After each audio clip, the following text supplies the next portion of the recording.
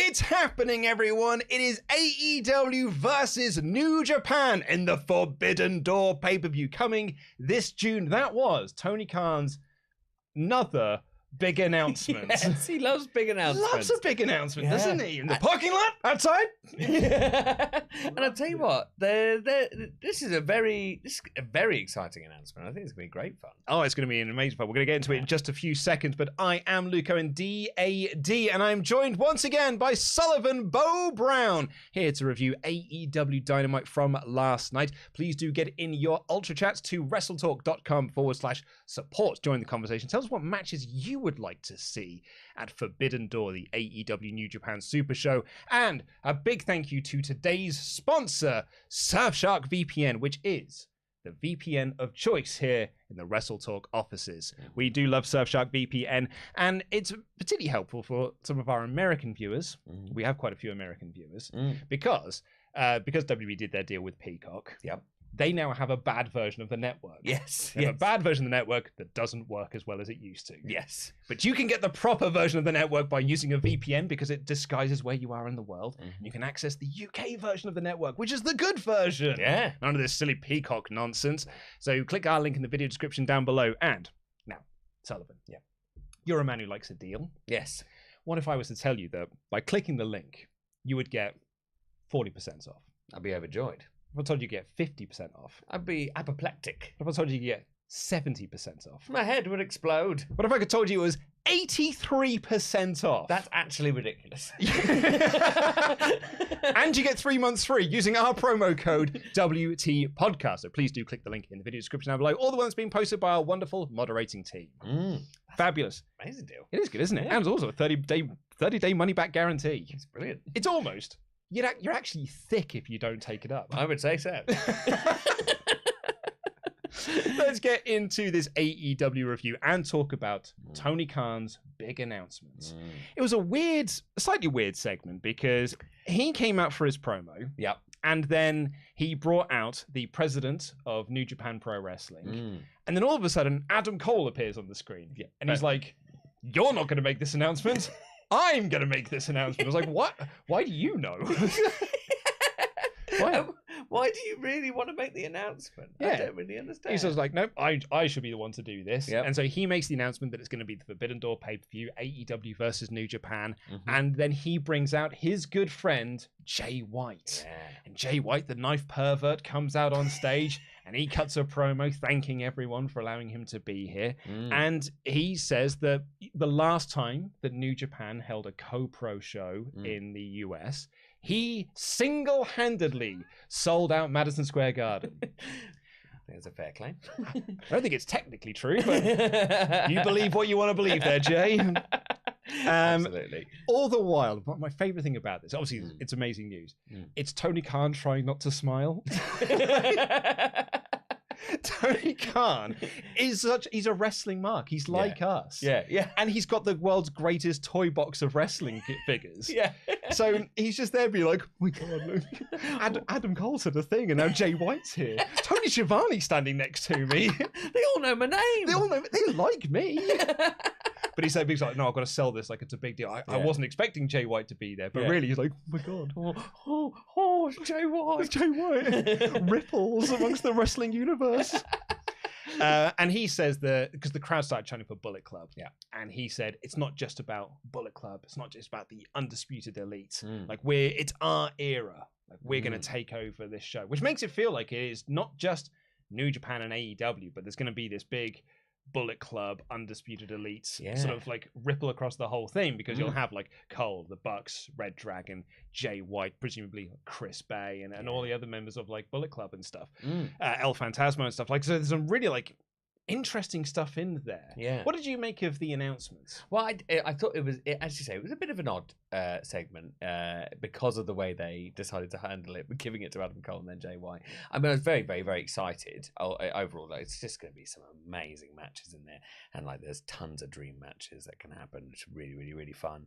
I thought it was really interesting with the Bullet Club thing because it feels like there's too many of them for them to work together. So I suppose it must be just like a general maybe theme throughout the pay-per-view will be like either Bullet Club would be involved, or maybe Undisputed Elite, or I'm not entirely sure because I don't see them going up against each other in some big tag match. Yeah, I know. Yeah, I don't know whether they would do like a big 10-man tag of like Undisputed Elite versus Bullet Club, and just be like, you know, they have this idea that they're going to take over the pay-per-view together, but fractions start to form, and then that sort of led to them. I mean, that's something I don't think you would do day one of doing the pay-per-view, but like, I don't think this is going to be the only time that we do a New Japan show. So that's something you can build for a future show. Yeah, I don't know whether he is going to be ready. Kenny Omega feels like he is a big name that needs to be a part of this show. Yes. We don't really have an update on when Kenny is back. But one of the things they had set up on Dynamite, a few months back now, when Jay White was a surprise appearance, had a surprise appearance on Dynamite and Rampage, was they sort of talked about his fractured relationship that he has with Kenny Omega. And so, like, I'd imagine that, on paper, you'd say, like, I'm going to do an AEW New Japan show. It's Okada Omega 4. Like, that's the show. That's the match you want to set up, right? But I wonder if, like, the main event of this first show will be Omega White. And that's your first main event of this show. Kenny Omega, two leaders of, the former leader of Bullet Club, the current leader of Bullet Club, and like them colliding. And then you got some relationship, like, where does Adam Cole's allegiances lie there? The Young Bucks, Red Dragon, and all this sort of stuff. So I think, for me, I would imagine that's the direction we're heading for the first one. But again, it all depends on whether or not Kenny's back in time. Yes, exactly. Like, it could be also that he could make a surprise return at the pay-per-view as well. Which would be, it'd be very exciting. That's exactly it. Because I would have thought you'd have just announced Kenny Omega. Like you said, like him coming in towards the end, and that's his return. Saving someone. Like, there's any number of people you could turn on or save. Even just so, like, if Okada is on the card, on the Okada, as he calls it. Like, I was just writing down like dream match and stuff, and I just wrote down CM Punk versus Kazuchika Okada. Like, that was the first thing I wrote down. Punk versus Okada. And you do that match, and maybe Okada wins, and as he's celebrating, Kenny Omega's music hits, and that's his return. He comes down to the ring, and you do the stare off Okada Omega, and you announce that's going to be the main event of the next time we do this show, in whether it's like next year or like later on this year or something. That would be. Or even just the idea sent a little shiver down my spine. A little bit, because like, there's some really because at Revolution. On the pre-show, if anyone didn't see Revolution, on the pre-show, Don Callis came. Like, they played Kenny Omega's music, and the place went ballistic. They were like, "Oh my god, Kenny Omega's here!" And Don Callis came out instead. And everyone's like, "Oh, boo, you Don Callis! You tricked us all! Boo, you Don Callis!" And I just think that Omega, he's been gone since October, November last year. That, like, just him showing up is going to be like an amazing moment, an amazing bit of news. That, like, even if he's not ready to fully wrestle again, so you haven't got him on the card. I feel like it's almost the perfect time to have him return.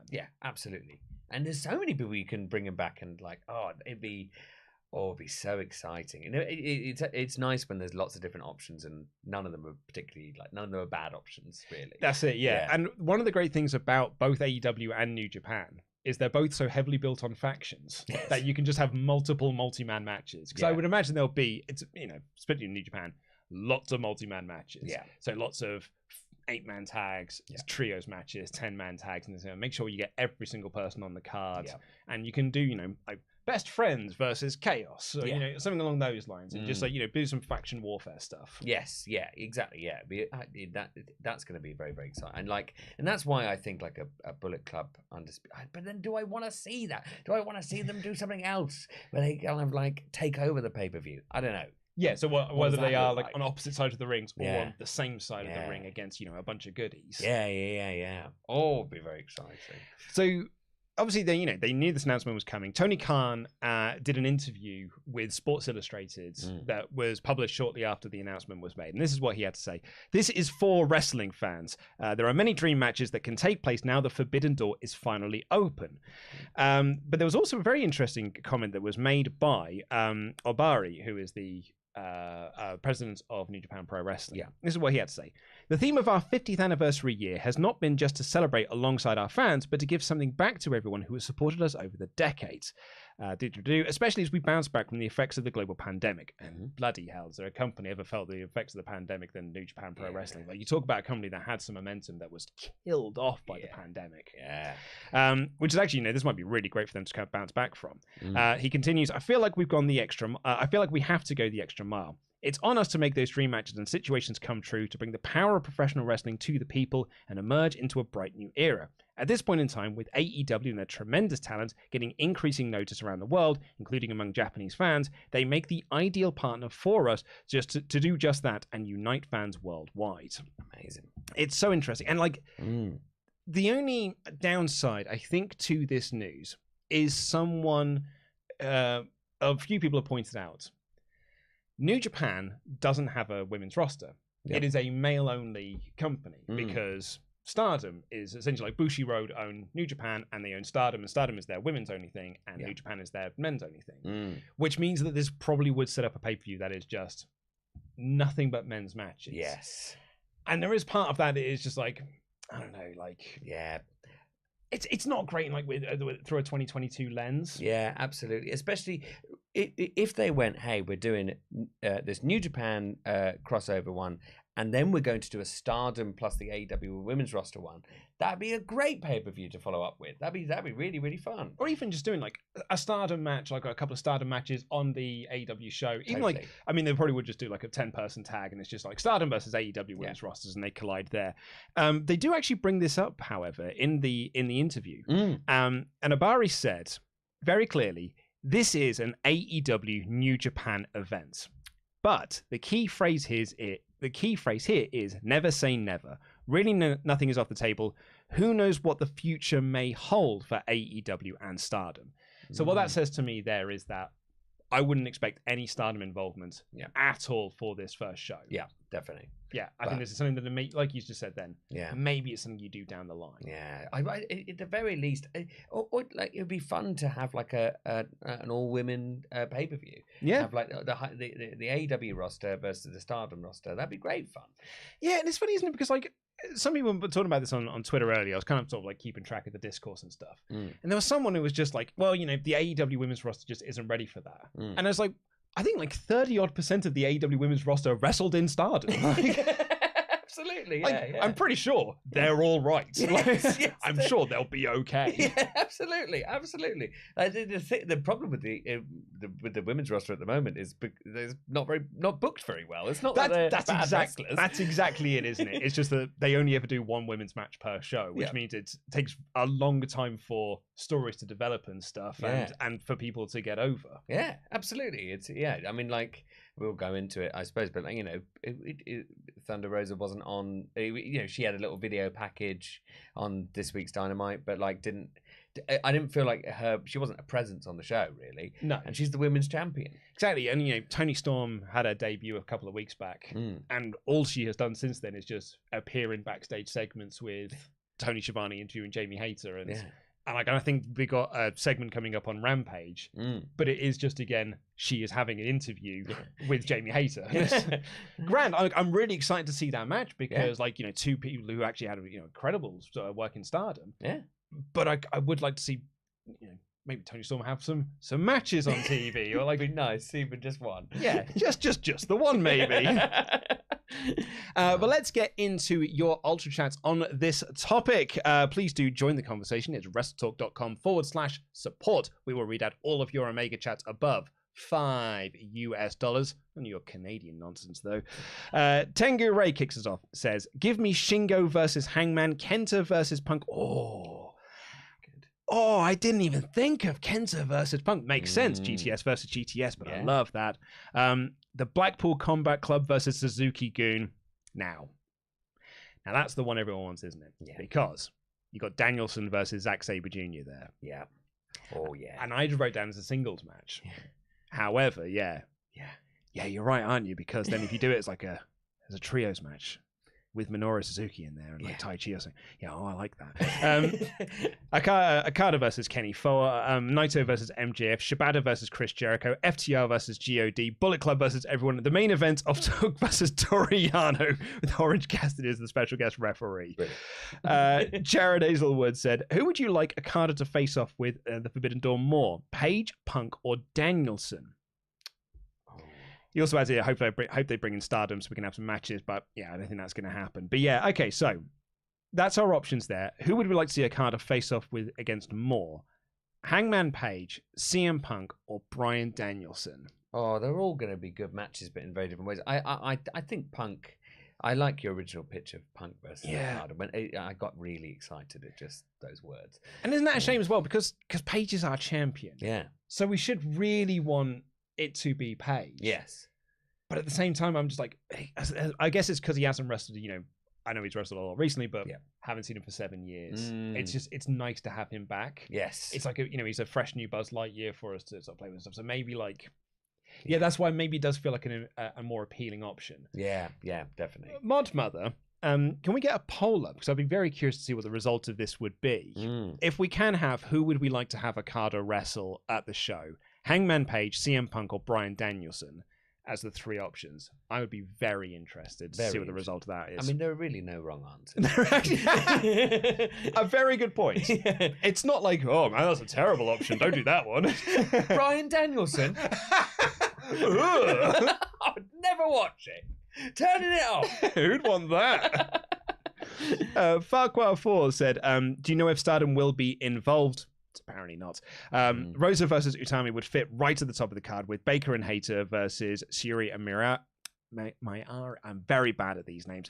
On the flip side, it'd be poor for AEW to promote a show that excludes women. Now that is likely the case, though, Farquhar Force. And yeah, considering the flack that WWE got for doing the Saudi shows, when there were no women on the card, I think it is probably only fair. To have a similar level of not fury because it's Saudi Arabia weren't allowed because they oppress women. Yes. In this case, they just don't care. Yes. It's very different. Yeah, absolutely. But it's still it's absolutely not on that they wouldn't have who knows? Maybe they just will have an all AEW match in there, but I just don't see that happening. I don't see either. Yeah, but it'd be really very annoying if they did an only male pay-per-view. I also you need variety, and I don't know why you wouldn't want to put in more women's matches. It confuses me. Dixon Sider said, "Hey guys, do you think that Forbidden Door should be a recurring event? Because if this is the one time, then both companies have their hands full squeezing all of the talent into matches. If AEW and New Japan are on good terms, let's hope for more." I mean, yeah, that's what kind of they were saying in those interviews there. This feels like it is just the first step of this partnership. Yeah, definitely. At least yearly. Oh yeah. Right.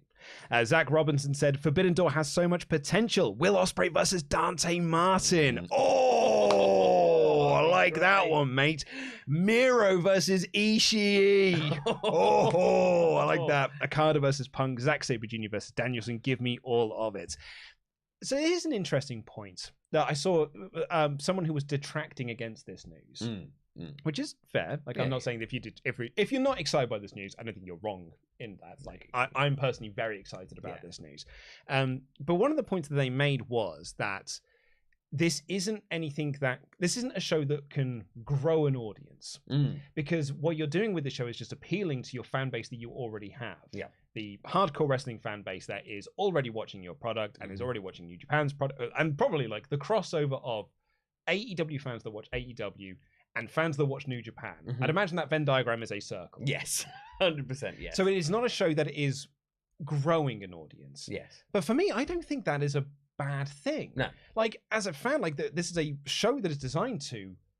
It's to appease fans and to be look at this cool thing we're doing for you. Yes. As a fan, I'm like, thanks. Yeah, great, absolutely. And also, you want your core base of fans to be excited about a pay-per-view. You don't want them to be okay, well, it's another pay-per-view, and feel like they may be oh, okay, maybe I'll miss it. You want people to be oh, great, there's going to be some great matches here. I need to watch this. Yeah. I need to tell my friends about that. I need to, that's, that's only a good thing. It's only a good thing to excite your fans. Yeah, exactly.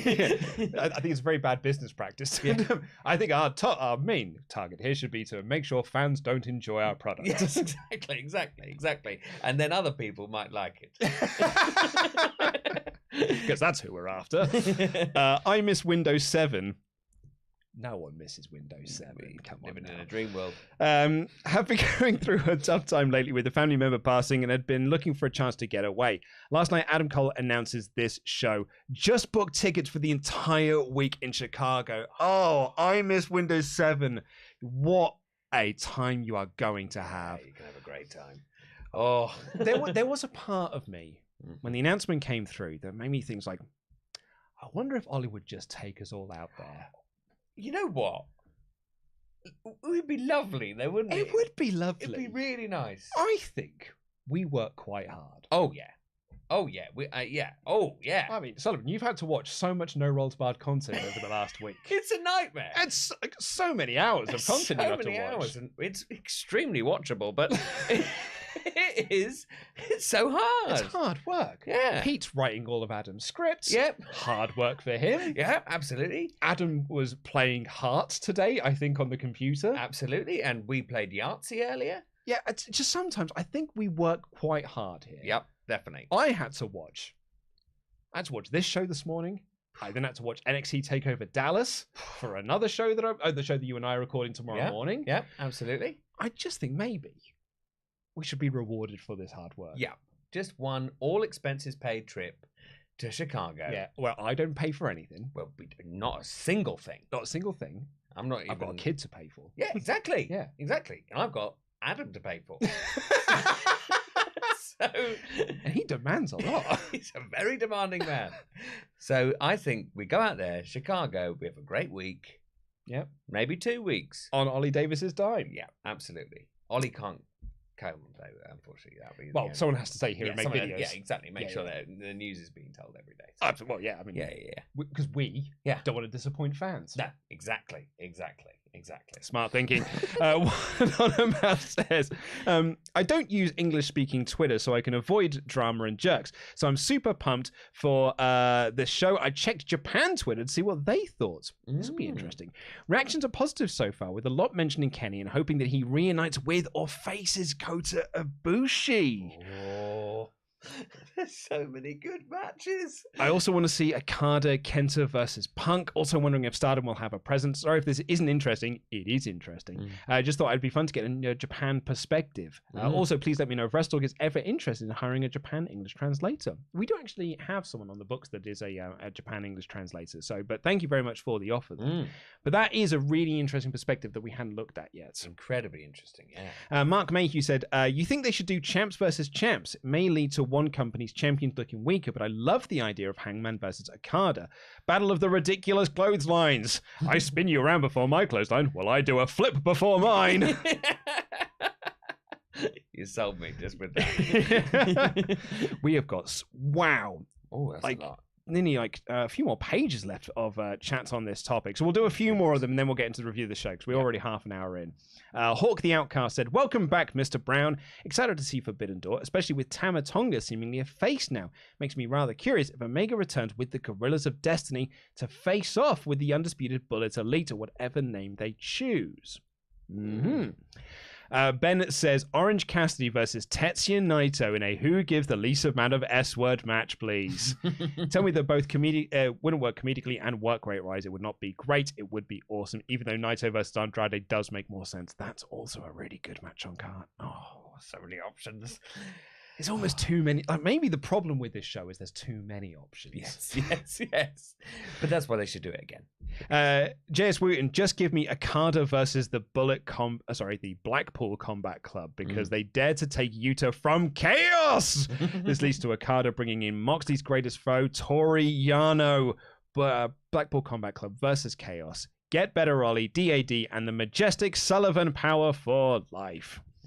And we'll do this last one now from New Punk Rants, who said, going to Double or Nothing, but might get a Forbidden Door as well. AEW is doing what WCW was supposed to do. I think it's cool that Tony's doing so much stuff to satisfy the generations that span the demos. I always feel like 7-year-old me is watching Sting. I love AEW. Great. Lovely. Absolutely. Oh, actually, there's the last one from Nate S, actually. Forbidden Door in June in Chicago feels like they should do All Out somewhere else, right? Mm-hmm. Maybe in London. Oh, if they did. Which is, because, I mean, All Out is such a Chicago-based show, but yeah, you're right. Like, what you don't want to do is kill that market by doing a show in June and then another show in August/September. Yeah, it's way too quick. Yeah, come to London. Come to London. We'll be all right. Oh, we will be there. Yeah, and that's a really expensive, cheap paid trip for us to go. Exactly. I can get the tube home. If it's in Fulham, where they're saying it is, it'll be easy. Dead easy to go to. Well, let's review the rest of this show. Please get in the rest of your Omegachats. We'll read out all of them before the end of this show over the $5 limit. And a special thank you to today's sponsor, Surfshark VPN. Please do click the link in the video description down below. Use the promo code WTPodcast and get yourself 83% off and 3 months free. It's a fabulous service. We all use it here in the WrestleTalk offices and at home. It's how I'm going to be watching The Batman soon. This show kicked off with CM Punk versus Dustin Rhodes, which had been announced on Rampage past Friday. Good match. I enjoyed this a lot. It was a very simple match, working over each other's legs. I like the finish of Punk not being able to hit the GTS because he had an ouchie leg, and then sort of reversing or countering Dustin's counter to get the 3. Very technical wrestling stuff. Good fun. I enjoyed it. Yeah, it was nice mat wrestling. Nice psychology behind it. There were a few hairy moments where I was like, I don't know whether they've muck something up, but they always pulled it out of the bag. It was fine because they're two. I was amazed they hadn't had a singles match. Isn't that weird? Yeah, I guess it's incredible that they haven't actually crossed paths before. Yeah, and it made it feel quite special. Yes, and they were running down the card that they had on the show, and JR at one point was like, it sounds like a pay-per-view. Yes, because you had the Andrade Darby Allin Coffin match later. You had Britt Baker making her return. Like it did feel like a very stacked show once again. Yeah, it really did. It really did. It was a nice start. I enjoyed this a lot. And afterwards, CM Punk was walking up the ramp, and who should come out? But our AEW champion, my champion, Hangman Adam Page. Yeah. And I did get goosebumps. Yeah. Like the stare off between them. Because Punk has been making it known for a while. I'm going after this title. Hangman Page is now done with Adam Cole. And he stared him down. And that looks like it's going to be our Double or Nothing main event. Yeah. And I got very excited just from them looking at each other. So I can't wait until they start speaking. I mean, I would say, because we had the announcement of the New Japan show, Double or Nothing is something like 4 weeks away. And we've got nothing announced for the show yet. Yeah, which is kind of odd for them. They usually do that slow build, but they... Yeah, I guess we have been slow building the Punk thing, but not announcing anything. I think they announced that the finals of the Owen Hart tournaments will happen at the show. But even so, no matches. Yeah, I don't know where Jurassic Express are going to be heading. I don't know whether we're going to be doing Sammy. We're going to span out Sammy and Scorpio to the pay-per-view or something around that. Yeah. I mean, actually, no, they can't. They're wrestling next week. Yeah, exactly. Yeah, Wardlow and MJF maybe at the pay-per-view. I guess that'll be one of the matches. Yeah. But that's got to be when. Otherwise, you're building this up for 2 weeks before the pay-per-view, and then you have Wardlow and MJF doing nothing. Yeah. So that would make no sense. Yeah. Speaking of Wardlow, he arrived earlier in the day, and smart Mark Sterling. This was so good. Yes. He's flanked by 1,000 security guards, and he tells him that he's not going to be. He's going to go to his locker room, but he accidentally says, "You're going to go to your closet." Yes, your broom closet. Sorry, your locker room. And he announces that not only will he be escorted to his locker room and escorted to the ring, he's not going to be given an entrance, and he's going to be handcuffed the entire time. Yeah, I really, really like this. Yes. I think this is such a cool because it makes you hate MJF more. Yes. You've taken away the things we like about Wardlow. I mean, you're giving us a match, but you've taken away the entrance now. Now you're making him feel like he's this trapped animal. Yes. I loved this. It's so good. And you know what it is as well, is that having him in handcuffs like that, and also the way he's acting is perfect because he's very relaxed, he's very happy, he's like, okay, fine, whatever, you're going to put handcuffs on me. And it makes him look dangerous. Yeah. And it really puts Wardlow over in a way that you wouldn't expect. Like, it really makes him like, he has to be handcuffed because actually MJF is scared of him. And then funny as well, like, because for MJF, he thinks it's almost like an embarrassing thing for you because you've handcuffed and you go down his ring. But like you said there, it actually makes him look more dangerous because now he's been handcuffed. He's been walked to the ring by security. Yes. He gets unleashed from his handcuffs. He kills the butcher. Yes. He gets put back in handcuffs and escorted by security out of the building. Yeah. It looks like really scary now. Really scary. It's brilliant. Absolutely brilliant. It's a great way to build up that baby face. Like it's fantastic. I love what they've done with Wardlow so much. Yeah. Really, really love what the story they've told here. Yeah, it's brilliant. We then had trios action of the Blackpool Combat Club versus Lee Moriarty, Dante Martin, and Brock Anderson. What a bizarre mix of lads this is. such a bizarre mix. All right, I guess. You. And you. And you as well. How old are you? A bit young? Good enough. Well, there's an episode of The Simpsons where it's like, and they're rescued by, let's say, Mo. Like, that's what this one. It was like Lee Moriarty, Dante Martin, and, let's say, Brock Anderson. Yes, absolutely. Like Lee Moriarty, at least he's been name dropped by Danielson in like the build up for this group. But absolutely, yeah. I mean, it's three lads for them to beat up, and I quite enjoyed watching them beat the ever loving crap out of these lads. Yeah, it was great. It really showed how dominant they are. I love Regal on commentary as well. I just love his voice. He's got such a great voice. Oh, isn't it brilliant? Yeah. I'm sitting down, Mr. Giovanni, Mr. Ross, Man in the Mask. Wonderful to be here again. So great. Yeah, and he is loving watching his three boys beat up some other boys. Go on, boys, beat up the boys. Beat them up a little bit more, will you, lads? I'd really like you to just hit them a bit harder, will you? That's a very good William Regal. Thank you very much. It's basically just do a northern accent. But it's very good. I enjoyed it thoroughly how they pulverised these lads. They did. That's my note. I haven't written much. I do love Yuta's new tights. He's got Blackpool Combat Club tights that are just like they've got blood on them and stuff, which are really cool. Yeah, it's great. And they did build up around Lee Moriarty getting the hot tag. He's the local boy, so he got a nice pop coming in. Yep. So, but then my next note here is, good Lord, they killed them boys. Yep. Christmas Day, just like Moxley starts choking out Martin, and so like one of them tries to get in, and Willie's just like, no, elbow you in their head, and the other one gets in, and Dan's like, no, elbow you in their head, and I'm like, oh no, stop it, they're already dead. And they were like, nope, more elbows, please. Crikey. It's so good, so brilliant. I love it. I also really liked how Regal was like talking about the tactics going into the match while looking at the match. Like, we've spoken about that and things like that. Yeah, it's working more together as a team. Yes, that's the one thing we haven't quite worked on yet. It's working together as a team. Yeah, love it. Backstage, the Undisputed Elite all talk about how they lost their matches. Yep. Young Bucks lost to FTR. Cole didn't capture the title. Red Dragon didn't get the tag titles. Yep. But that's because they're not on the same page. They're fighting against each other. So they're having a 10-man tag next week. Yeah. In another random assortment of lads. Yes. I think it has. Does it have some of the same lads? Some of the same people are in the match. I don't know who's going to win.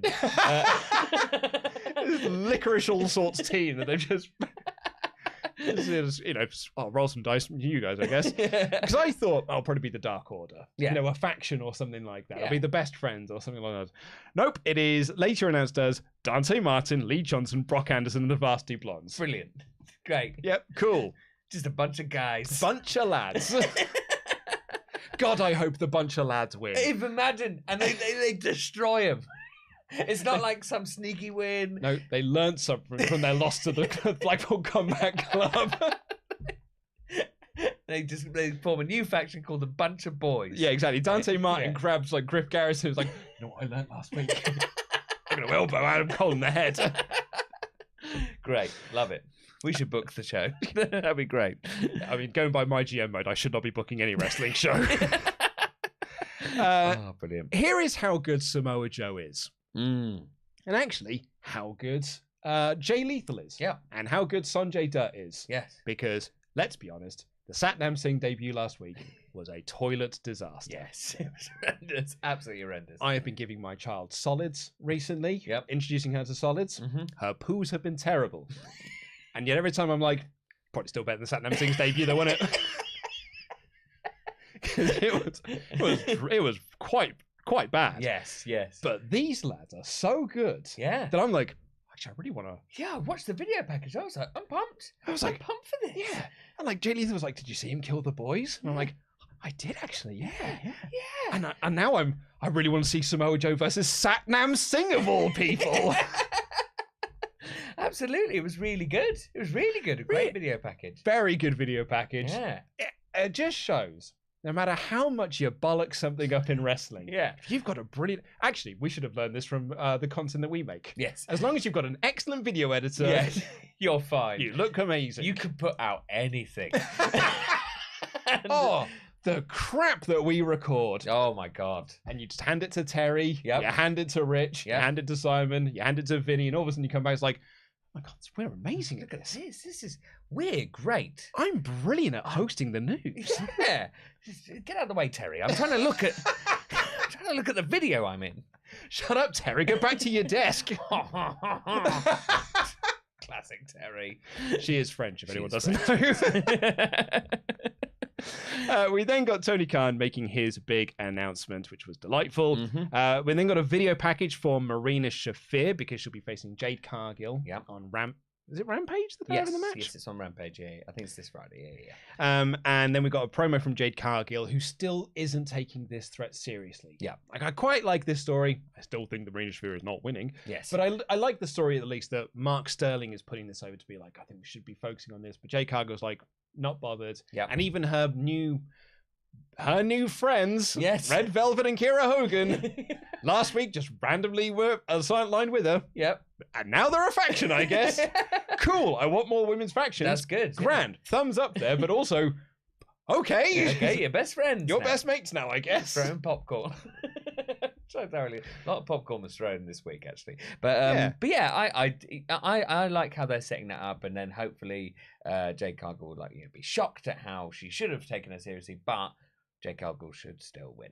I think Jade Cargill will probably quite not comfortably win, but I think she will win. Yes. Red Velvet, 3 weeks ago, you were best mates with Chris Statlander, and you were feuding with Layla Hirsch, but all right. I guess now you're a baddie as well, and you're just... People change, Luke. Sometimes they change their friendships on a dime.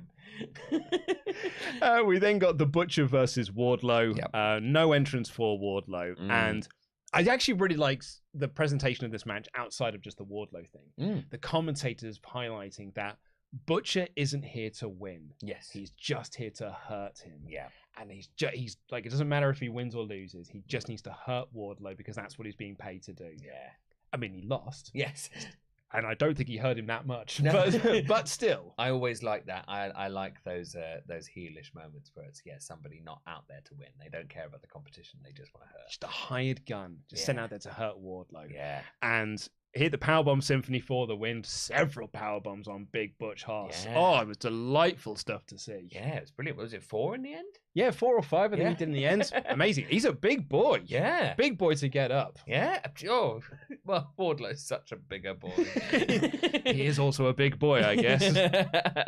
But great match. Really enjoyed it, yeah. Another amazing promo here from Eddie Kingston challenging Daniel Garcia to a match this Friday on Rampage with Jericho Appreciation Society and LAX Band from ringside. Oh, I do love Eddie Kingston. Yeah. And this match is going to be very interesting. It's a very different mix of styles, and I always like that. I always enjoy that.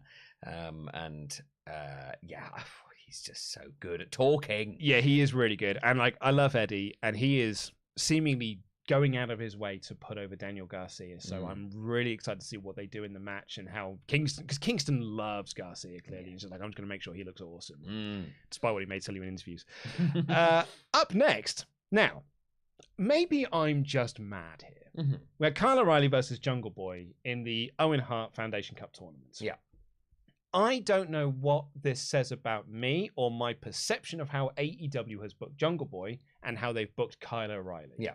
Because I went into this match and I almost just wrote in my notes, Jungle Boy wins. Yes, absolutely. 100%. I was like, he's the tag team champion. Yep. He is one of their like big prospects of young guys that are looking to push through, everything in this, that, and the other.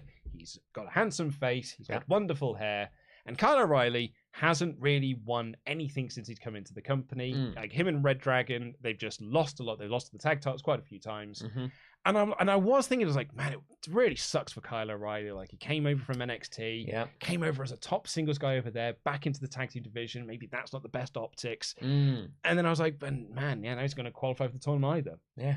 And then Kyle O'Reilly won. It didn't make any sense. And I was like, okay. Yeah, especially as like he dominated in the match. I was like, okay, well, he's going to have a lot of offense, and then Jungle Boy's going to make a comeback, and then Jungle Boy's going to win. There we go. I've seen this match a few times before. Many times. I'm enjoying it. It's fine. Yeah. And then suddenly Kyle O'Reilly just won. I was like, oh, cool. Okay. Good. Yeah, good for Kyle O'Reilly. He's great. He's brilliant. He's an amazing wrestler. Yeah. And I'm really happy to see him get a win, get into the tournament. Like, I don't think he's going to win. Yep. But like, Adam Cole was saying that it's Adam Cole versus Tomohiro Ishii. Bloody hell, by the way. Yeah. It's Adam Cole versus Tomohiro Ishii this Friday for another spot in the tournament. And Adam Cole was saying like he wants to have someone from the Undisputed Elite win the tournament. So really, probably should have seen that Kyle O'Reilly was winning here, but I'm also a bit dim. So I didn't. No, I had the same thought. So I absolutely thought that that Jungle Boy was just going through. That this was going to be like a slightly difficult challenge, but he'll be ultimately going through, definitely. Yeah. But yeah, I'm very happy for Kyle O'Reilly. Very happy to see that, yeah. So it's him and Samoa Joe have qualified for the tournament so far. I haven't seen the Rampage results and spoilers. Please don't reveal them in the chats, but I would imagine Adam Cole is going into the tournament. Yes. So some cool names going in thus far. Have I missed one? Can anyone let me know if I have missed someone in the chat?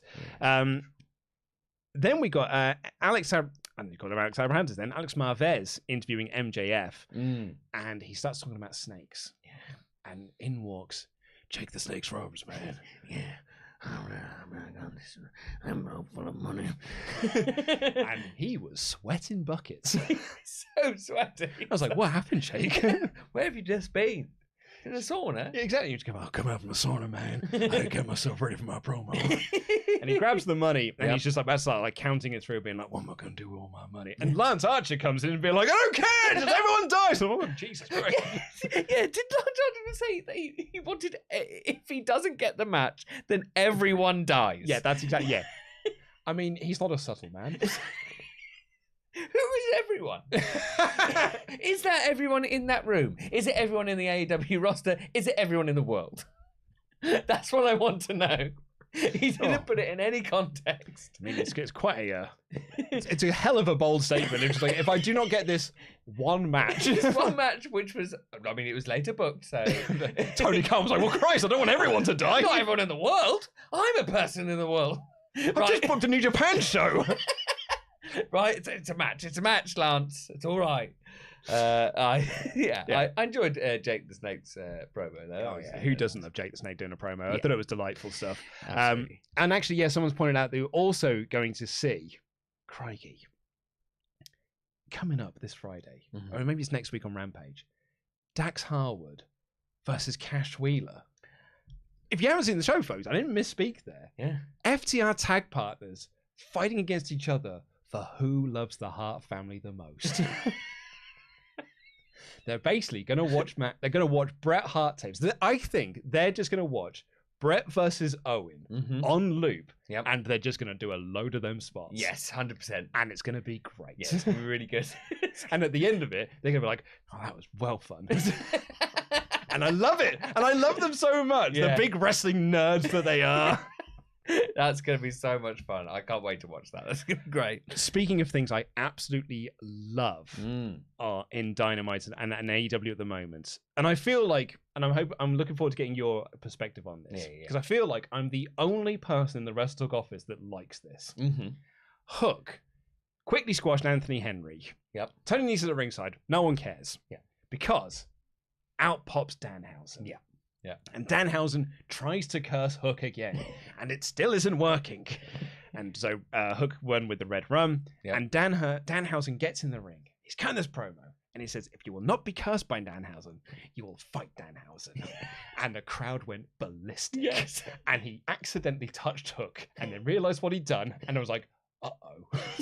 I've just challenged Hook to a match. This crowd was going nuts for this. I was going nuts for this. Yeah, I thought it was great. Thank you. Yes. At long last. Because I had this conversation with Ollie. He's like, I don't really like Danhausen. Well, not he doesn't like Danhausen. It's just, it's not for him. Yeah. It's not for Adam. It's not for Pete. Andy hates wrestling. I need someone here. Like I speak to my friend Ash, who I do my other podcast with, and he's like, "Love this Hook versus Danhausen." And I'm like, "Brilliant! Yes, Grant, glad you're here because I'm pretty sure everyone else enjoys this." Yeah, it's nice to do a podcast with someone who also likes this. Yes, absolutely. I think it's great. I think it's really, really fun. I love how cool Hook is. Oh, he's so cool! He's so cool. Like the way he just walked past him. He didn't even acknowledge that he'd just been challenged to a fight. And he just walked off, and that's a great way to. These are two characters who you just don't imagine what they were. How do they interact? You just want to put them. It's like when you're playing Unmatched, is a very good board game. You have all these different characters that you want to just see them smash together, and this is a perfect example of this unbelievably cool kid, this rookie kid who's so cool, versus a strange demon man who's trying to curse him, and he's just too cool to be cursed. As William Regal once described him, a demon waif. That's a perfect description. It is, isn't it? Yeah. That's what he is. Yeah. He's a demon waif. He is a demon waif. I hope that is a match that happens Double or Nothing. Yes. Hook versus Danhausen. I'd watch it. I know. Do you think that's how we can get Adam into this feud, by telling him it's like Unmatched, Adam? Yeah. That's what sort of what wrestling sort of is like as well. So let's quickly talk about the Thunder Rosa promo here first. You mentioned this earlier, that she got a video promo. She is such a great promo. She looks awesome. Like they showed video of her winning the title, the match she had against Nyla Rose at Battle of the Belts too, and she's just so awesome. And basically the point of this promo is, I don't know what my direction is, and I don't know who I'm next facing. Yeah. And I'm sat here going like, yeah, I don't know either. Yeah, not a clue. Not a blue's clue who you're going to be facing at Double or Nothing. No, and if it's anyone other than Britt Baker, I don't think they're going to win either. But then, it'll be you. Well, that's it. Yeah, and it shouldn't be Britt because we've just done that. Yeah. So that storyline's done. We're fine. I don't know, who could it possibly be? Because I feel like Tony Storm, Ruby Soho, Jamie Hayter, Britt Baker. I mean, not that you want to do Britt again, but they're all in the tournament. Yep. It's Hikaru Shida. So, but she's doing stuff with Deeb. So unless you pose Shida versus Deeb as a #1 contendership style thing, maybe that's a way to do it. But they just seem to dislike each other quite a lot. Yeah, they do. They do not like each other. They don't like each other at all. I'm just gonna see if I can find the AEW rankings and see if that might help us out. Yes, because there might be somebody who I just. There's no build on any kind of feud with her, and that's what I worry about, because she's unbelievably talented. Yeah, so looking at the rankings, Deeb is currently ranked #1, 6-0. Nope, that's last month's rankings. Dang it! It's so hard to find the rankings these days. AEW rankings. Fill time for us, please. Absolutely. Well, I think this is just a problem with the AEW booking in the women's division in general, is that I don't feel like it's filled out enough, and I feel like we're just seeing the odd match here and there, and they're always really fun, entertaining matches. I would like to see more of them, please, and I'd like to see more intricate storylines between different wrestlers. Any luck on the rankings? No, I couldn't find them, and I'm now just giving up. Yeah. Someone is saying in the chat that it is still Deeb, or it might be Deeb and Hayter. I mean, actually, Hayter's not a bad shout. Yep. Only because she's got the Britt Baker connection already, so it kind of keeps that plate spinning. Yep. But also, that sows some seeds between Baker and Hayter. Yeah. Which they haven't really done anything with for a while. Yes. So maybe that could be a fun direction to go, maybe. But really, 4 weeks out from the show, 4 or 5. I think there's 4 shows left. Yeah. I don't think we should be sat being I don't know. Yeah. Because we've known that it's Punk Hangman Page for a while. Yes, absolutely. But this is just completely. It's frustrating. It's very frustrating. So the other bit we skipped over was Kazarian wanted to challenge Sammy Guevara for the TNT Championship. But Scorpio Sky comes up Scorpio Sky steps up. Scorpio Sky steps up. And which is interesting. First ever AEW Tag Team Champions have been on separate paths of late because Scorpio's been a heel while Kazarian's been doing nothing. Well. Yeah.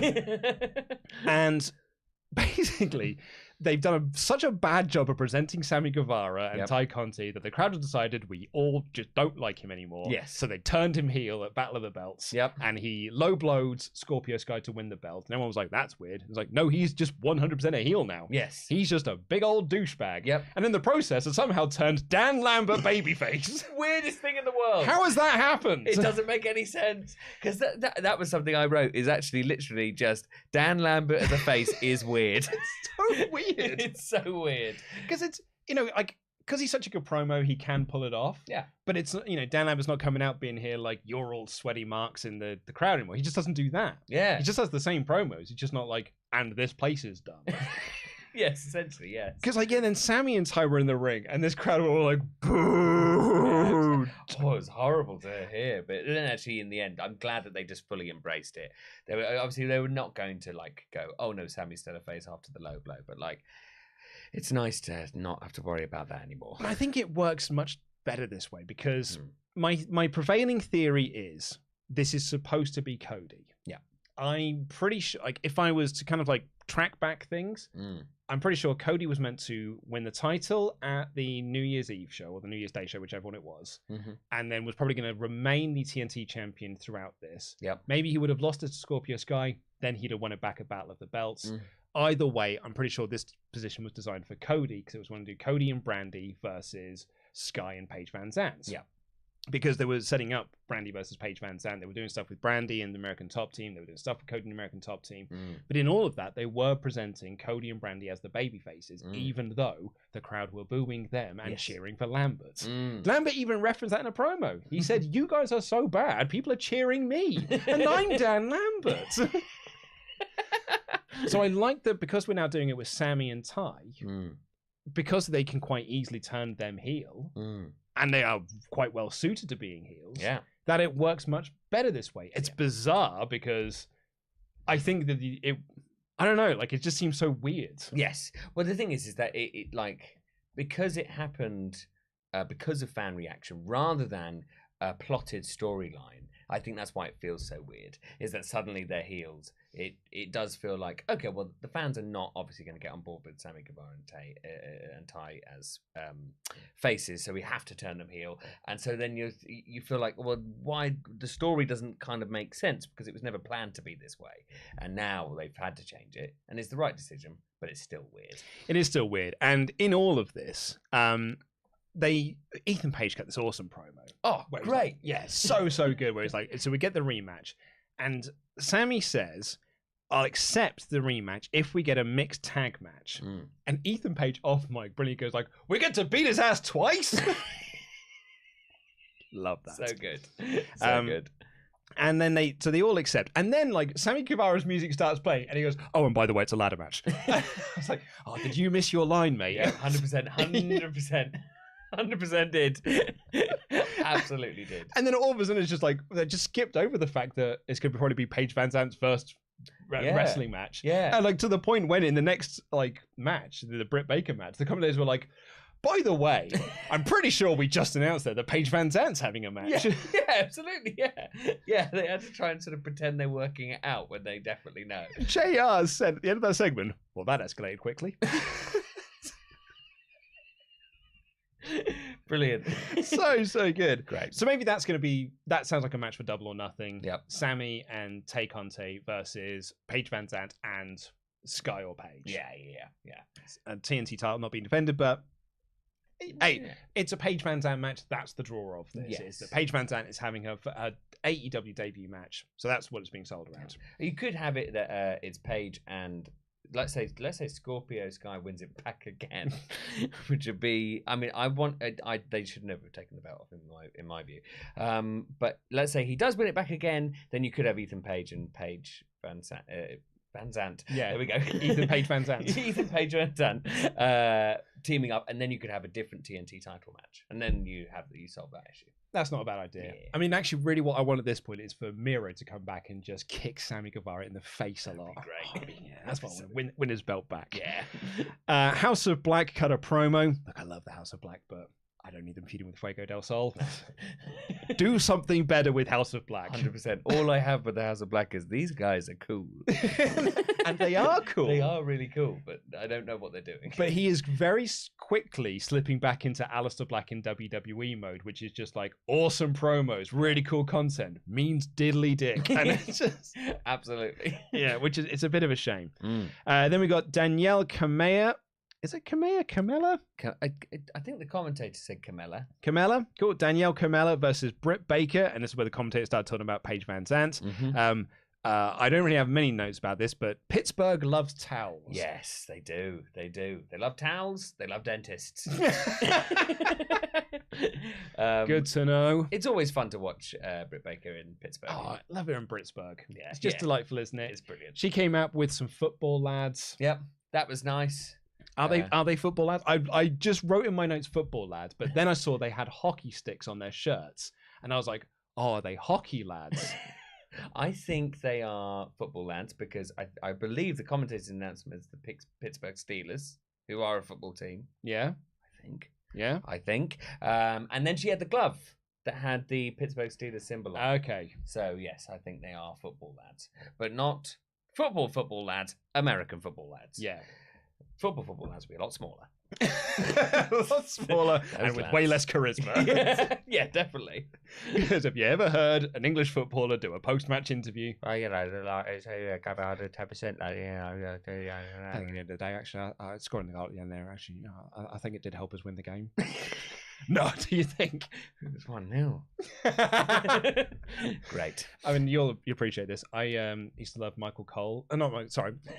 Michael Cole. Michael Owen? Michael Owen. Yes. Do commentary for BT Sports. Oh, my God. When, at one point, he just said, I think what they need to do here is score some goals. Brilliant insight, Michael. Well done. Glad you're here, mate. Well done. Crikey. I hope they're listening. Michael Owen once said that he doesn't like films. He's only ever watched 3 films, one of which is Jurassic Park. The other one's Seabiscuit. And he hates all films. He hates all films. What a bizarre double bill that is. Yeah. Oh, so it was only 2. It's just Jurassic Park and Seabiscuit. Can you imagine watching Jurassic Park and being like, nah. Yeah, it's not for me, that. No, it's boring. What they need to do is run away a bit. Anyway, Britt Baker won. Yep. And she cut a promo after the match, and she had a really good line about Tony Storm quitting another company, which got a good reaction from the crowd. Yeah. But this was all about just Britt Baker's return. We love Britt Baker. I love Britt Baker. Yep. Britsburg loves Britt Baker. The football lads love Britt Baker and the towels. Yep. And she's qualified for the tournament. Yeah, great. Perfect. Great stuff. Yeah. Got an awesome video package for Shida versus Deeb. Yeah. I got really invested in. Love this. Again, they keep on showing people that I really want them to see them on the actual show. And like this also is a great example of what we were talking about earlier of like a video package can save everything. Because these two women haven't been on TV for about 4 weeks. Yeah. And I've been sat there being like, where did they go? Yeah. And then they show this video pack and I'm like, sweet. I can't wait for next week now. Yeah. I'm announcing this street fight. Fantastic. That'd be great. They've done a piss poor job of telling this story over what feels like 6 or 7 months. Yep. Terrible job of telling this story. Yeah. And yet I'm still excited for it. Yeah. So that shows that they're very good and I'm a bit easy. You've always said that about you. That's why my wife married me. Yes, exactly. And our main event was Andrade El Idolo versus Darby Allin in a coffin match where, I mean, this was delightful silly bollocks. Yes, absolutely. I mean, there's nothing worse than a coffin with thumbtacks underneath it. I wrote that note. This is delightful silly bollocks. And that was before they showed that there was thumbtacks inside of the coffin. Yeah. Delightful stuff. I really enjoyed it. The Sting reveal was beautiful. They did the Sting meme. Yeah. Oh, and once they did that, I was like, well, I'm already in. Yeah. I'm so in for this. So for those, back in TNA, they once did an angle where because Vince Russo had such a boner for turning Sting heel, even though no one ever wants Sting to be a heel. Of course. And Vince was like, he can be a heel, bro. He attacked Rob Van Dam as a fan at ringside wearing a Sting mask. And he revealed the Sting mask to reveal he was Sting wearing Sting face paint. And it's one of the funniest gifts in wrestling ever. It's so good. And they did it here for comic effect. And I popped massively for it. Absolutely brilliant. Absolutely brilliant. Because initially, for a second, I was like, oh my God, that fan's getting really close with that big sign. And then I realised, oh, wait a second. That's definitely Sting. That's the body of a 60-year-old man. I hope he doesn't dive off a balcony. Which is apparently his new favourite thing in the world to do. Yeah, apparently that's easy to do. Just diving off balconies. It's so 60 good. odd. I love the fact they keep doing the Sting meme because they've done it in AEW before, and I love it every time. It's great. And yeah, and they when they did it at Revolution, they did the big Sting dive off the balcony. Everyone was like, "Oh my God, I can't believe Sting did that!" And it was just like, it was nuts. Now he's just doing it on telly. Whenever he's just realised, like, oh, I can still do this. Yeah. I'm 62 years old. I don't think it matters. Yeah. They'll catch me. I trust these lads. The wild brawl. There were thumbtacks on the coffin lid. The throw suplex onto the grate that was on the entrance ramp was horrific. Really horrible. Yeah. And then Darby Allin did this barrel roll into Andrade that sent him into the coffin. I loved it.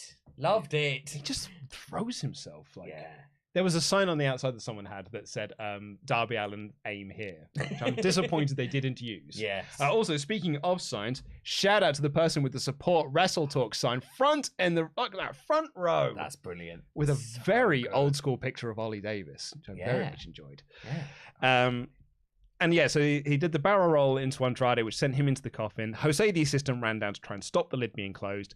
Jose went into the thumbtacks. Darby Allin won. Yep. Brilliant. Great. Mad.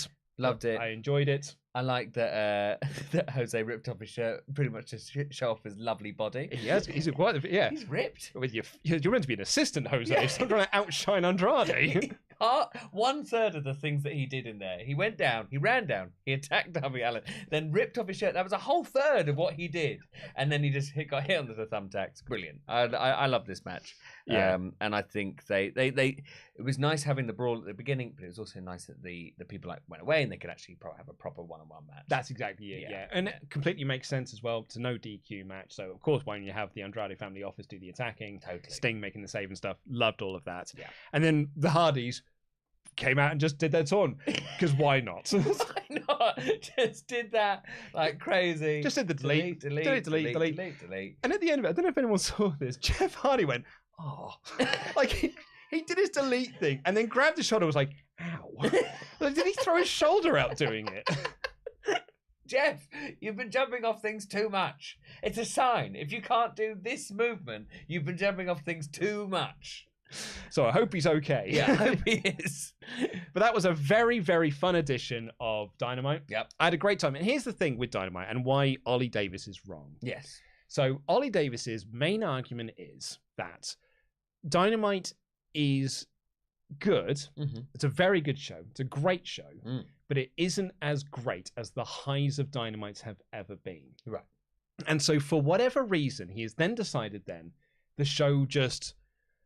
It's not that it's not worth watching. It's because it's not reaching the highs that it was doing, this time last year or some of the other stuff that they've done throughout 2020 and 2021. That it's almost frustrating that it's not quite as good. Yeah. Whereas I sit down and I watch Dynamite and I'm like, that was 2 hours of great professional wrestling. Yeah. And I'm very entertained and I give it big thumbs up. Yes, absolutely. I feel exactly the same way, where I was like, those 2 hours flew by. Lovely. Delightful stuff. Really enjoyed it. How can anyone complain about this show? Yeah. It's such a nitpick and stuff. There's stuff, I wish there were more women's matches. Yeah. I wish there was a bit of a clearer picture for Thunder Rosa heading towards Double or Nothing. Mm-hmm. But hey, I watched this show and at the end of it I was like, awesome. Great. Can't wait to watch Rampage. Can't wait to watch Dynamite next week. Yes, absolutely. Great stuff. What a lovely time. Big thumbs up from me. We put it to you on our poll match, and 53% of you thought it was a 4 out of 5 AEW's some show, and 30% of you thought it was a 5 out of 5 shows. That's like 85% of the audience there thinking it was 4 or 5 out of 5.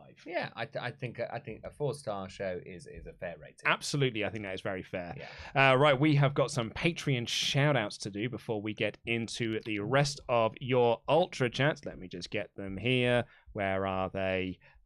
What's the date today, Sullivan? It is the 21st. 21st. Cool. Thank you very much. You can read some of these as well because I'm going to play some music and give a shout out to our $25 and above Patreon backers. Head on over to patreon.com/WrestleTalk and get yourself involved with our awesome Patreon community because tonight it's Fan Quizzlemania. Yes. If you all love Andy Datson on the news, you'll love Fan Quizzlemania. If you like Quizzlemania and you want to compete against other people in the SWAF Nation, you can do so on Fan Quizzlemania. It is a great time. Yeah. Always have a lot of fun with Fan Quizzlemania, so head on over to that. And tomorrow, you and I will be reviewing NXT TakeOver Dallas together. And I remember watching it. It was brilliant. Yeah, great show. Really looking forward to talking about that Sami Zayn Shinsuke Nakamura match. And actually, the Revival versus American Alpha. Amazing. Oh, that was a great match. Yes. Oh, yes. But we also give a shout out to our $25 and above backers, including Michael in the Bank. And Tony Stark's Jarvis Villasanoff. The Shrockmaster, Austin Shrock. Yo, Adrian Rocky. Michael, Mark for Life Plowman. Not Eugene, Andrew Dinsmore. The Overstepper, James Nepper. Jonathan, the Headmaster Headman. Oh no, I got the one I can never do. Viernes el decimotercero, Jason Gutierrez. Thank you very much. I'm very English. The Machine Gun, Alex Anderson. Probably better than Kyle, Philip O'Reilly. And lastly, for this Hall of Fame class on the 21st of April 2022, a Baker's Dozen, 9 of 13. Thank you all so much for being wonderful, wonderful backers on Patreon. Yeah. Right, let's read some more of your Ultra Chats, please. Apparently the thumbnail changed halfway through this show, apparently. Who changed it? I think And YouTube why? changed it. And why? Why on earth did they change it? Sorry, I just got a... Pete's sending me messages while I'm live on air, Pete. You know that distracts me. Dear Pete. Riot DR says, personal dream matches for me, going back to the AEW New Japan show, Danielson versus everyone. El Phantasmo and Ishimori versus Jurassic Express. Hiromu versus Sammy. Oh, that'd be good. On a side note, Andrade could use a soft reboot with LIJ becoming the catalyst for his rebirth. The man need to win. Gem that gem. He beat Darby Allin on TV only like 3 weeks ago or so. Yeah. I think Andrade's all right. There's something to be said about maybe their, the family thing. His stable being a little bit possibly aimless a bit, but I think they are crap, aren't they? Yeah, they're a bit rubbish, but I like Andrade. It'll be fine. Omar Jose says, I really want to watch this crossover show live, and I have a few suggestions. Zack Sabre Jr. versus Danielson, Ibushi versus Moxley. I'd love to see that rematch, actually. Penta versus Ishii. Oh, no, sorry, I'm thinking of Ishii, sorry. Ibushi versus Moxley, Penta versus Ishii, Punk versus Naito, Bullet Club versus UE, and the main event, Okada versus Hangman, maybe with both titles on the line. Don't know, don't care, 10 out of 10, banger. New Punk Rant said, it may be me, but I did see a lot of the business AEW is doing is centered around establishing markets as still a new company. I love watching what they're doing, integrating more and more into the world. It's very interesting to see it from its inception. Yeah. Dixon Cider, who says it should just be AEW versus New Japan? Why not have wrestlers from both companies team up like Andrade and Naito? That's cool. I like that a lot as well. The only reason I think a lot of people have said that is because that's what Tony Khan and New Japan were saying in the interviews, that it is like an AEW versus New Japan show. Right. Swaggleboon said, my only worry about an AEW New Japan show in terms of booking is that if AEW is running it, I don't want to see all of the AEW talent automatically go over. Minoru Suzuki is 0-4 in AEW matches. It's starting to make him feel less special. And I think that's the beauty of Minoru Suzuki. He always feels special, even if he always loses. Yeah, absolutely. But I do agree with you there to a degree. Martial Arts said, I'm weird, but I'd love to see a Stardom AEW show. I don't think you're weird for that, Martial Arts. No. I'd love to see Thekla versus Tony Storm, Momo Watanabe versus Ruby Soho, Shuri versus Thunder Rosa, Mercedes Martinez versus Hanan, and so many more. Yeah. Zareth has been a Membug for 9 months, said, am I the only one going crazy seeing the Doctor Who iconography? So have you seen the poster for it? No. Oh, yes, it is. Because it's got the door opening. It looks like the Doctor Who logo. Yes, it does. It does. Will we get the American Dragon versus Zack Sabre Jr.? So many possibilities. I feel at this point they have to do that match. Because it's the match that everyone is like, we've gone through 20, 30 Ultra Chats there. Yeah. And everyone has said Danielson versus Zack Sabre Jr. Yeah. 100%. It would be so good. It has to be that match, right? Yeah. Also, I missed. Did we get the results of our poll as well that we had? Yes. Let me see if we did. Modman, are you able to show the poll results with me for who should Okada face? Unless it's here. Let's see. Is it here? Is it? Nope. Yes.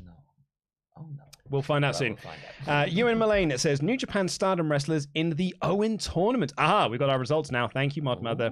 Thank you. Danielson won with 52% of the vote. I'm very surprised at that. I'm surprised at that as well. Yeah. Again, it would be a great match. It would be, yeah. Not So- not to say it'd be a bad match or anything. I'm just I guess he is awesome. Yep. Punk got 27% of the vote, and Hangman Page got 20% of the votes. Mm-hmm. I can see that. I mean, I think only because Punk and Danielson have been around for so much longer, I think people would have wanted to watch that for a lot longer. Yeah. So there's more anticipation to watch them than Page. I just had a note here to say that Gregory was actually the one who posted up those poll results. So thank you, Mod Mother. Ewan Mullane says New Japan Stardom wrestlers in the Owen tournament, Danielson, Miro, etc. in the G1. I think it's too late to get New Japan and Stardom wrestlers into the Owen tournament. Having said that, Ishii's in this one in the qualifiers, I guess. Oh yeah. But I would love to see some AEW stars in the G1. Second interpromotional show in Europe, Royal Quest 2. Anyone? If only Tony could easily access a stadium here. And hopefully before OCT, I'm off to Africa and I don't want to miss out. Yes. Eternal Blue, this show would be a wonderful opportunity for Kushida to return to New Japan. Perhaps stare down, I don't know, Hiromu Takahashi. Just a thought in my little old noggin. Very good show. Yeah, that's a good point actually with Kushida. Trent and Darnell, Okada versus Hangman for Forbidden Door. Okada versus Bryan for the G1 Climax. Eternal Blue has been a member for 10 months in a row, said, I say, send the lads to Chicago. Go on, Davis. Send the boys on a little holiday. Let the mates have a good time. Yeah, it'd be lovely. This Eternal Blue guy's got a... He's got a great great thought process. I like it. Matt says, hey, yo, the lovely boys are back. This may be edging it a bit, but I'd love to see Shibata versus Punk or Eddie Kingston. I hadn't even thought about Eddie Kingston yet. What match do I want to see Eddie Kingston have on the show? It's gonna be so good. Oh. Every single match on this card is going to be so exciting. I'm so excited for this show. Yeah. Like it's another live stream reactions for us to do, but I think this is one of those one where I'm like, I want to be there. Yeah. I want to. If I can't go to Chicago, which is likely we won't go. Yes. I want to be here. Yeah. And I want to be watching it with the boys. Yes. Oh my god. That'd be great. Sorry, anyway. Sorry, Matt. On the Punk side, the story is that both are still shaking off ring rust, while the latter would be a throwback to that Shibata Ishii match at Wrestle Kingdom 10. Meng says, AEW New Japan Dream Match. Anyone watching this channel must know the correct answer is Keith Lee versus Ishii. Yes, Meng, you're right. You're absolutely right. You're absolutely right. You're absolutely right, Meng. It is Keith Lee versus Tomohiro Ishii. How did we forget about Keith Lee? It's the great... Well, don't you forget about Keith. Keith Lee versus Tomohiro Ishii. For anyone who has not watched the podcast, and bearing in mind, this goes back a long, long way, this chat here. If anyone haven't watched the channel for a while, Keith Lee versus Tomohiro Ishii is the greatest wrestling match I've ever seen live. It was very early doors when me and Ollie were doing this podcast together. We went to a Rev Pro show, and they were basically one of the mid-card matches, and they completely stole the show. A show that was headlined, I believe, by Zack Sabre Jr. versus Will Ospreay. Unbelievable. Was it Naito versus Ospreay? I can't remember now, but it was like, there was loads of New Japan guys there, and it was an awesome, awesome show. But Tomohiro Ishii versus Keith Lee stole the show. It was the most incredible match I've ever seen live. Meng, you beautiful, beautiful bastard. That's the match. Ten Ruzza said, with Double or Nothing and now Forbidden Door happening, they need to strike and do a stadium show both in the US and UK. Great having New Japan's president there, and it's a strong sign of the relationship. Lads, what beer drink will I get you when I'm there? Oh, well, I don't actually drink beer, but if you can source me an English breakfast tea, I'd be extremely happy. Do you think they sell that at the United Center in Chicago? I'm sure if you look hard enough, you'll find yourself one. Could you just boil a kettle back there? I've got my own tea bags. Trust me, I keep them in my pockets. And I've got milk as well, but I don't want to use my milk pockets. If you've got a Breville out back, I'll have a toasty while you're at it. Metal Manta Buck said Punk versus Tanahashi, Okada versus Danielson, Garcia versus Zack Sabre Jr., Ishii versus Miro or Joe, Kenta versus Mox, Kingston versus Naito, Ospreay versus literally anyone, you name it. My Mark fantasy booking is Ishii standing in the ring, then Devil Sky hits. Show will be mad. I love you guys.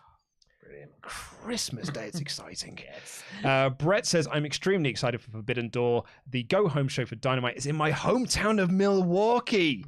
GOD versus FTR is a match I want to see. We'll be getting tickets for both of the shows. I'm so happy to see Sullivan again, and Danhausen is great. Yes. Yes, he is. Charles Berg said, Sully, Bo Bully, Banana, Fana, Fo Fully, it's Sullivan. Luke, Bo Book, Banana, Fana, Fo Fook, it's Luke. I'm so glad that even Hook can have a bad hair day. Looked pretty funny last night. You just need to be oversized shoes and sword shaped like Key. He is a quite Sora-esque, isn't he? Yeah. Sorry, go on. No, yeah, his hair was actually quite ridiculous, let's say. My wife is calling me. That's probably because she's asking, why are you still on air? Come home. Start Recording said, do you guys think that Brian Cage could be a future defection to WWE? We'll read out the rest of your chats, but he has just re-signed with AEW. Yes, he has. I honestly think that WWE could suit Cage quite well, and that's why I see him as one of the favorites to go there. The only problem is that you get a name change for something like Brannigan. Is it just me, or does Scorpio Sky seem like the Finn Balor of AEW? He's been there for a long time, and he wins a title here and there, but mostly doesn't really do much, and it ultimately seems directionless. But yeah, I don't think that's unfair at all. Yeah. Jacob Smith manifesting trios titles this week to get House of Blask out of the Fuego void, or at the very least, a slap on the very violent boys of the BCC. Brian finally changed his T-shirt for crying out loud. Also, give Ethan Page a live mic every week. I agree. Raya DR. Hey yo. Fun story, I attempted to explain to my missus why Sammy and Ty were being booed. She thought everything I said was in kayfabe, but once I told her everything was real, everything clicked. That being said, this is a perfect return feud for Miro. It really is. Will Campbell, Sullivan has graced our screens again. Last night's show was a lot of fun. Loved the callback to the Sting RVD masked spot in the main event. Also with Forbidden Door, if I recall correctly, Kenny's rumored to be returning in June. Potential for Kenny return and Kenny Okada 5. I did incorrectly say 4 earlier. I should have said 5. In addition to the Coffin match, the rest of the show was really good. Yuta's looking amazing in his new gear and faction, and the Punk Dustin match was probably my favorite on the show. Jam that jam. Yeah. New Punk Rant said, my predictions this year are Bret Hart wrestles one last match versus Punk at Full Gear. I don't think that's happening at all. I wouldn't want that to happen. No, I don't think I'd want to see. The last time we had Bret Hart wrestling, it was very bad. Juventud Guerrero officially signed. Don't think that's happening either. MJF is champ by the end of the year. That may happen. So excited to go to Double or Nothing. Hope you guys are well. It's been a wild year for me. AEW carries me. As Real P, AEW has to introduce the trio titles before this show. It writes itself, and it's a great way to feature trios titles wrestling in a big spotlight in the States. JT Guy says, oh, you like FTR, do you? Well, next week you get to watch two best friends beat the crap out of each other. I'm so excited. Jam that jam. The Guilty Hat. Maybe I'm in the minority here, but I have zero interest in seeing CM Punk as AEW World Champion. I don't buy into the idea that the casual fan cares if a big name is champion as long as they're on the pay-per-view, and I don't see what he'd bring to the title as a story. I see where they're coming from. I see where you're coming from as well. I think my counter to that is that if Punk is champion, it's featured on TV way more. Yeah, absolutely. Yeah, definitely. I do think that a casual fan would be like, oh, Punk's champion. I think they would, definitely. Yeah. Joe Nero West said, forget the Forbidden Door. We're getting Danhausen versus Hook. Also, good to see you, Sullivan. You effing legend. Nick Corvello said, hey guys, got an opportunity to Omegachats, so here I go again. The Dustin Punk match was so damn good in all the old school ways. I was thoroughly entertained and even got worked into a couple of the Dustin false finishes. Way to put over both guys, AEW. Mayor of Painesville, Dan here to say, just got done watching Dustin versus Punk. So awesome. I'm almost crying. Almost. 10 Rosa said, Sully. Love having Sully on. Ollie. Ollie, young Morrissey. Oh, that's gonna sting, isn't it? Oh, I don't like that much. Better be careful. We may want Sully full time now. How soon is now? He's incredible by the Smiths. Love NJPW x AEW. Give us GTS versus GTS. I'm so excited for Double or Nothing and Forbidden Door. Riot DR said, Sting's bestest guys will always be as Sting. I will continue and thank you, sport, for all the last. Love you 3005. Nick Corvello said, just want to bring a counterpoint to the people who criticize Red Velvet being one of Jay's baddies. If it makes sense if you think about it as an either if you can't beat him, join him dynamic, or she's the alpha female dynamic because Velvet never beat Jade.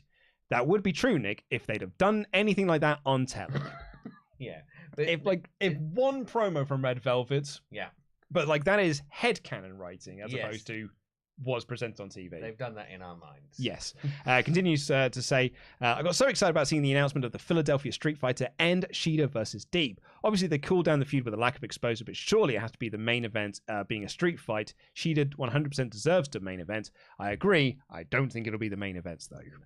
Plasma PD says, morning, I hope I'm wrong.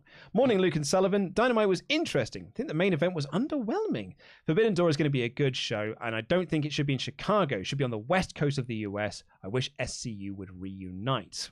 I actually had that as a note. I was like, oh, I really like just seeing Kazarian and Scorpio Sky again. Yeah. I want them to come back together. I get why it's in Chicago, though. Chicago's such a big market for AEW. And it's a big building. Yeah. So I think it makes sense there. Yes, it does. The Guilty Hat said, I'm still yet to really get Danhausen, but this week's segment with Hook was the first time I was excited for this story. My flatmate, who's been getting into wrestling, absolutely loves him. Thus, I think the appeal is to casual fans. It's the same as Orange Cassidy. Mm-hmm. Interesting.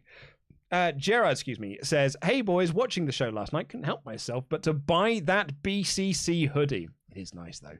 I was thinking of great opponents for them last night, and now I want nothing more to see them versus House of Black. Bloody hell, just getting House of Black out of that smegging cupboard and stop feuding with Fuego del Sol, for people.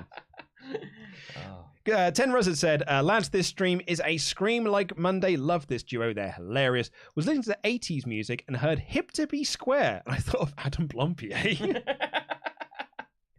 You'll like that, yeah. Can't wait for the Bullet Club Elite Stories and BTE. Finn and AJ come over when you want. Luke Michael Owen. Oh, yeah, we do have the same surname. I think we're actually the same age as well. Are you Michael Owen? We can't be the same age, surely. He was playing football when I was a kid. I think he's older than you. Michael. I think he's older than you. I mean, he was very young when he was playing football. In 1998... Yeah. He's 42 years old. He's the same age as my brother, basically. Yeah. In 98, he was 18. Yeah, and I was not. You were not? I was 12. You were 12? We are not the same age. But you probably would have been about the same height. I can, I don't know a lot about football, as you well know, but I can just name you players from that period of time because I was into football then. Great. Danny Cadamartri. Oh, lovely. That's picked right from the back of your brain there. That's out of nowhere. That's a player I've forgotten about. Fun fact for you. I mean, don't try and do this because it doesn't work anymore. That used to be my password for when I first got emails and my school accounts because I was an Everton fan. Yeah. Danny Cadamartri 123 was my password. It's a good password. Because it's hard to spell. Yeah, and no one's going to bloody guess it. No one's going to go Everton legend Danny Cadamartri. Brilliant. I see Naomi said, everyone doing the WrestleTalk news is a heel until we get what we want, and that is Andy Datson. He was on the news yesterday. Dixon said, have another $5 because I demand to know who this guy is beside Luke and what the F did he do to Ollie. Is that me? What did I do to Ollie? What did you do to him? I've clearly made him slightly unwell.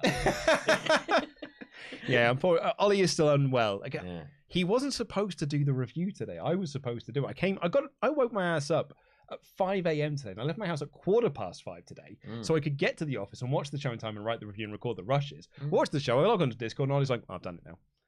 was like, we literally had this conversation yesterday that I was going to do it so you could rest. Yeah. And then we had a call with him earlier. Yeah. He looks like arse.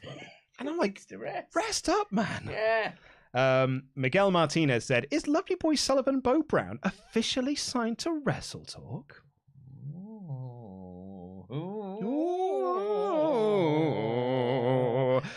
Nickname forever, has been a Memberg for 12 months in a row and has no comments. Eternal Blue said, I'll counter your football players are bad at post-game interviews. Point with... Who's that? Mikel Antonio. Yeah. Okay, who was absolutely brilliant. And as an Irons fan, I won't stand for this slander. London is Clarence. Yeah, he is very good, I will say. Yeah, it's very fun. Who does he play for? Plays for West Ham. Okay. And he famously got into a car crash while dressed up as a snowman on Christmas Day, and it's one of the funniest videos I've ever seen in my life. But he's a very good player and he is a good character. So Nick is back again to say, finally, I want to say that it's been great seeing Sullivan on the podcast. I do hope Ollie is okay. He's absolutely fine. He's just recovering. Thank you for you guys doing my gift opening on Monday. I hope the core crew likes the orange envelope card. I'm glad Customs didn't destroy everything. From seeing how you, Luke, had opened the box backwards without the box cutter to Sully's commentary and to Adam and Luke's reactions to my card. Love that you guys like the gifts. 10 out of 10 would send gifts again. Hope Ollie is okay. He is. Also, Luke and Sullivan, if you expressed concern of my finances from the last lines of my last Omegachat, don't worry. I work at FedEx, and so I get generous shipping discounts. So why I sent FedEx as an occasional gift won't kill my finances. Oh, that's great news. Great news. Yeah. Evan Reich, what a dynamite dream team. Sullivan and Luke, got to ask, where's Andy's handsome ass at? Well, as we mentioned before, he doesn't like wrestling, so yeah, he's not doing shows. Yes. Danny G has been a Memberg for 9 months in a row, and we've got some chats about Ollie should send people to Chicago. Marcel Art said, sadly, Ollie won't take you to Chicago. He won't even take you to Oberhausen. That's actually right. 16 Karat Gold, The Superior Show. I don't think that's true. NS Ogre's been a Memberg for 8 months, said, book it, Ollie, for the fans. Come on. Oh, Cliff Foster's in the chat. Good old chuff. To say hashtag hardworking boys. And Craig, we've still got more chats to get through here. New Punk Ran said, nitpicks aside, AEW in 4 years gave me Hoovy, Sting, things I love in wrestling as a kid. As an adult, some of the best stories. The chance to be on this podcast has done wonders for my mental health. We're in a blinding time. Let's enjoy it. Love you all. Thank you, Gina Branson. Thank you as well for always sending in your chats. And it was wonderful having you on that show that one time. Kevin said, I missed the show because of work, but I've been thinking about Luke's rant on Dan and Brandy's segment in January.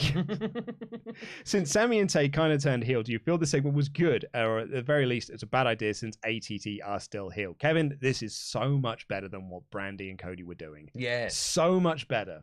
Nothing against Brandy and Cody, because I think they're both great. Yeah, and I think what Cody's doing in WWE is awesome.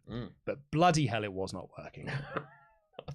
Legit Underboss, everyone is saying Danielson versus Zack Sabre Jr., but what about the match 5 years ago we could have always had, which is Danielson versus Shibata? I mean, right? He's right. Yeah. Chaos Assassin, I'm a little biased here, but I want to see Jonah Rock and Shane Haste maybe do something with the Dark Order. Not a bad shout. Kevin has said, of course, the first Danielson merch is a t-shirt with blood on it. Did you see my t-shirt yesterday? No. So I posted this up on Twitter. I was clipping my daughter's nails, like her fingernails and stuff. Stupidly, just before I took her up to bed. Right. And she was just like, stop moving, because she's an idiot. So she wouldn't stop moving her hands. Yeah. Like a big idiot. Yeah, like idiot. Like the big stupid child that she is. Yeah. And I'm like, if you get her like this, I'm going to cut your finger. Yeah. I'm using clippers. Yeah. And then I cut her finger. And she bled. And quite a bit of blood. And she's so small. Oh, no. I was like, there's not that much blood in you. This is terrible. And she didn't cry. Oh my goodness. She let out a wail and was like, ah, like, ow. And then I picked her up and I hugged her and I was like, oh my God, I'm so sorry. And that was it. That's amazing. Isn't it amazing? That's great. We were washing her in the bath, washing blood off of her hands, and she was smiling at us. Oh my goodness. And so because I had my t-shirt on, I had a white t-shirt and she was hugging me, I got blood stains down my t-shirts. From my child. She's 7 months old and it didn't bother her. She is Blackpool Combat Club destined. Yeah, she is. My child is insane. What a badass. And also, what a terrible father. Yes. Brian Moore, I'll be petitioning for you guys to come to Chicago for the show so we can all go out for drinks and karaoke. I know a lot of people want AEW to make trio stars to feature their factions better, but they brought Ring of Honor. Where are the Ring of Honor 6-man titles? Guess they need to get them off Shane Taylor. Ten Rosa said, guys, if we get Omega and Kota Ibushi returning to Forbidden Door, it will be incredible. Interesting to see what God, Cobb et al. Will do on the show. We'll love this from the start of the string of shows to the road to Wrestle Kingdom. AEW Australia exists, by the way, and in the US as well. And lastly, if we're going by Fightful rules, is Sullivan the new step host? In all seriousness, I love you, Sullivan. You bring a fresh insight into wrestling, and it just makes it more positive and fun. Have a great day. The lovely boys jam that jam. And that is another 90-minute show. Yes, it is. That I said should go an hour. To be fair, we had a lot of Ultra Chats. Thank you very much for them. That's absolutely brilliant. And that's a lovely one to finish on as well. So I'm glad that it was from hearing from our viewers was the reason why it was an hour and a half. Absolutely, I agree as well. Thank you all so much for watching, and a special thank you to today's sponsor, Surfshark VPN. Get yourself the best VPN around and get 83% off using our link and our promo code WT Podcast and 3 months off. There's a 30-day money-back guarantee on this service. It is a fabulous, fabulous service. If you like doing online banking in a public place, it can mask where you are so those pesky hackers can't get into you. And if you're in America, you can get the proper version of the WWE Network, BBC iPlayer. All four is a fabulous service, and it's free. So watch Dairy Girls. Oh, yeah. Americans, this is a public plea to you.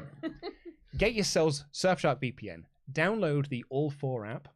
And watch Dairy Girls because it's awesome. And Taskmaster. Yes. But mainly Dairy Girls. Surfshark VPN. Use our promo code WT Podcast. Get yourself 83% off and 3 months free. Thank you all so much for watching. We will see you tomorrow. It's myself and Denise Salcedo, Team Danuke, reuniting again like Renegade Masters. Until then, jam that jam, everyone.